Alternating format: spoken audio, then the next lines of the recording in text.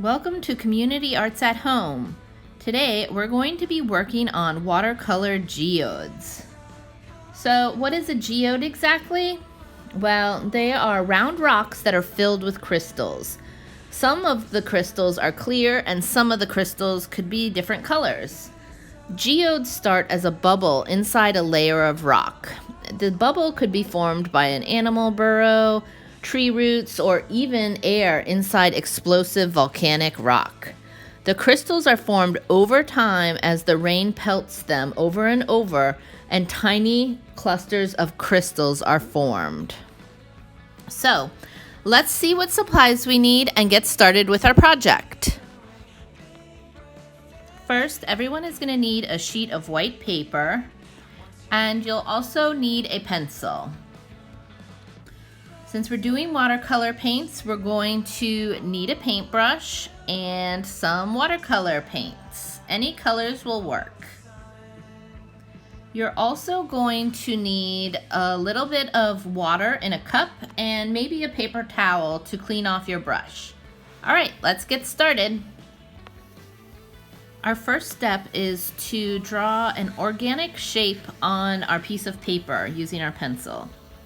An organic shape is any shape that is pretty free-flowing and doesn't have any straight edges or lines. After you have your shape, take your brush and just dip it into the water. We're going to follow the pencil line with our water brush just to add water to the paper so that when we use the paints, they'll kind of blend. The next step is we're going to choose an earth tone color to do an outline around our geode. So I'm using this brown color. You can choose any color you like. Earth tones are usually colors you see on the ground. So maybe a brown, a yellow, a gray, whatever you like. So after I get my initial outline down, I'm just gonna go over again with my brush with a little bit of paint and a little bit of water.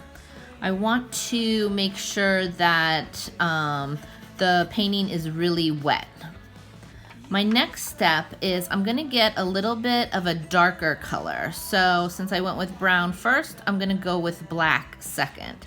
And I'm going to add some lowlights around my brown frame. So I'm not going to completely cover up the brown with the black. I'm just going to add a thinner line of the black around my geode. Now that I have my black line, I'm just going to dip my brush in the water and help blend the black and the brown together.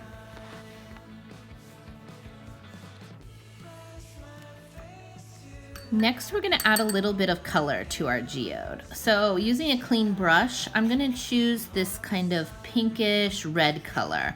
I'm going to get a lot of water and paint on my brush, and I'm going to leave a little bit of space in between the two lines, the brown line and then my pinkish line.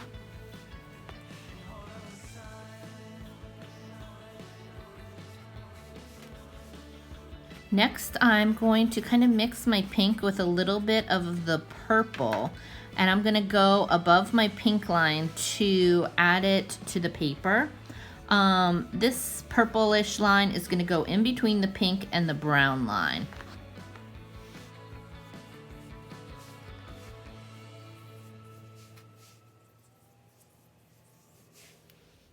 All right, next we're going to go back to our pinkish red color.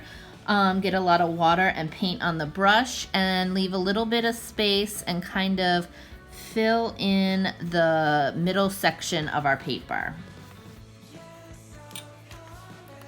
Okay, now I'm gonna grab a little bit of purple on my brush and go around the middle pink section of the painting.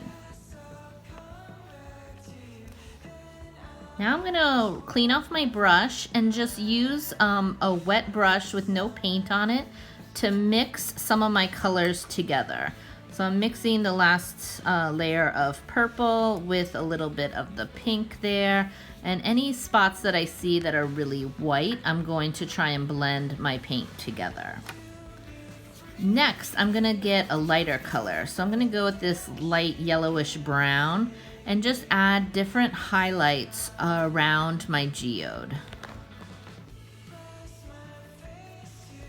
Now that I have my highlights, I'm gonna grab some of this blue here and do the same thing to create some lowlights. So very sparingly, I'm just gonna add a couple little lines here and there of the blue.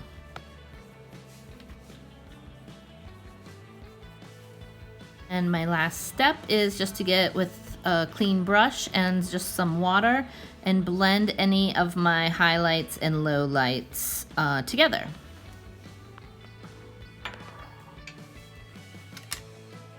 All right, that's our last step. So we just need to let our painting dry and we have a completed geode watercolor painting.